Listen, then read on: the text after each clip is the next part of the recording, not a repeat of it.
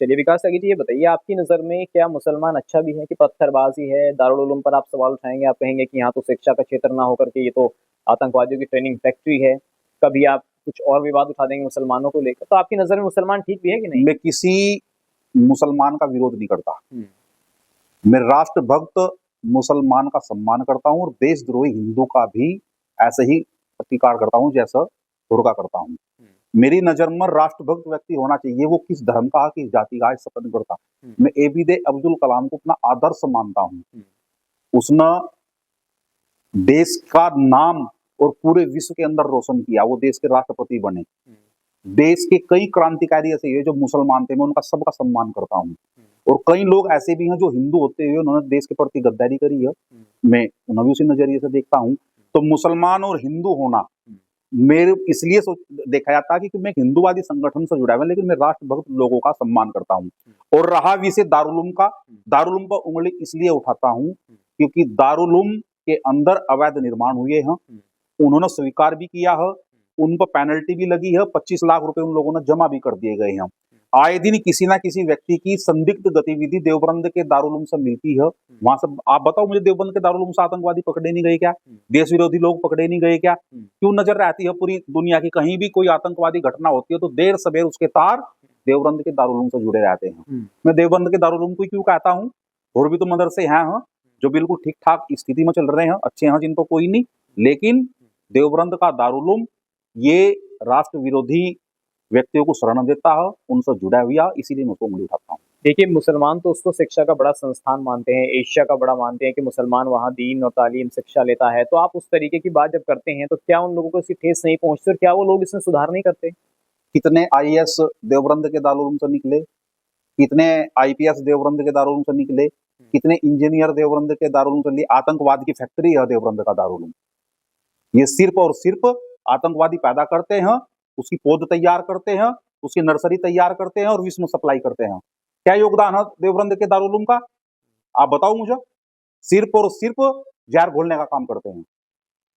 अरशद मदनी और महमूद मदनी कई बार अपने स्पीच में, अपने बयानों में ये कह चुके हैं कि मुसलमान को डर है, वो इनसिक्योर फील है कर रहा है इस सरकार में। हाँ, यही ना निकल कर, ये अब उनका दर्द आया ना निकल कर। ये जितने बम विस्फोट में आतंकवादी पकड़े गए हैं जेलों के अंदर हैं, जितने दंगे के में पकड़े गए पत्थरबाज हैं जेलों के अंदर हैं, उनकी पैरवी इनकी जमीयत उलेमा हिंद नहीं करती क्या? ये उनकी पैरवी नहीं करते क्या? ये हाई कोर्ट से लेकर सुप्रीम कोर्ट में उनकी पैरवी नहीं करते क्या? ये उनके घर का खर्चा और राशन नहीं इनके घर पहुंचाते क्या?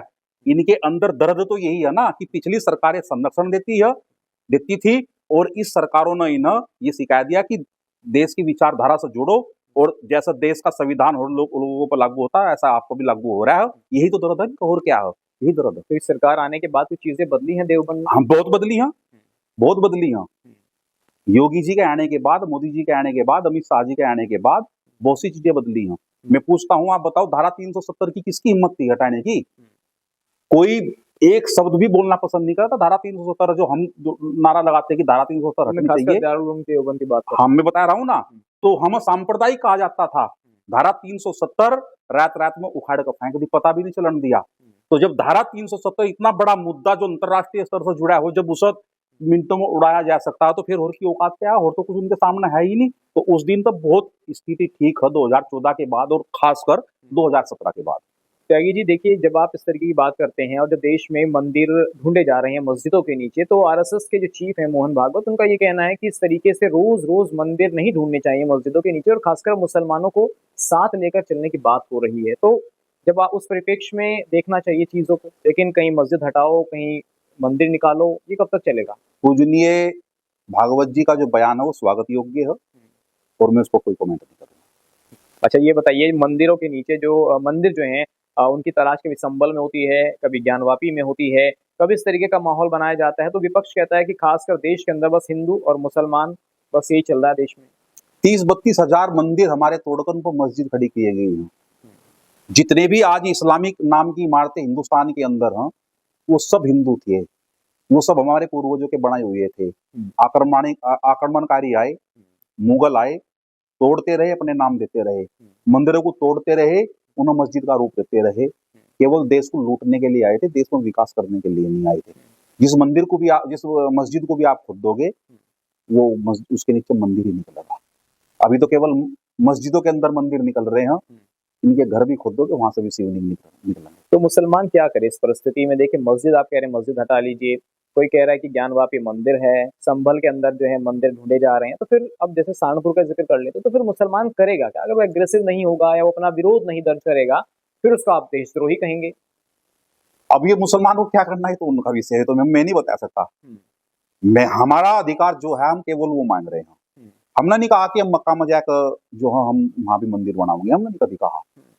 हमने नहीं कहा सहारनपुर के अंदर बहुत सी मस्जिद है, हमने नहीं कहा कि आप यहाँ से मंदिर निकाल लो, ये यहाँ मंदिर था। हम केवल उन्हें चिन्हित कर रहे हैं जो हमारे मंदिर थे, उन्हें तोड़कर मस्जिदों का रूप दिया गया है। हम कह रहे हैं कि 30,000 मंदिर हैं, उन्हें तोड़कर आपने मस्जिद का रूप दिया है, आप ये हमें दे दो, वापिस दे दो। और हमने तो 3 ही तो मांगे थे, अयोध्या, मथुरा और काशी। कोर्ट के दम पर, अपने दम पर ले रहे हैं। जो जमीयत उलेमा हिंद के नेता हैं, जो देवबंद के बड़े मौलवी हैं, इन्हें कह देना चाहिए था कि हाँ ये 3 स्थान है, ये 3 स्थान हम मांग रहे। और जो 30-32,000 मंदिर तोड़कर हिंदुओं को तोड़कर मस्जिद बनाई गई है, हिंदू न दे देता। 3 ही तो मांगे थे, क्यों नहीं दिए? तो आगे और भी चलेगा ये प्रक्रिया अभी मंदिर ढूंढने की? क्यों नहीं चलेगी? जब तक मंदिर शिवलिंग जहां भी है, जब तक होंगे, एक को ढूंढा जाएगा न वापस।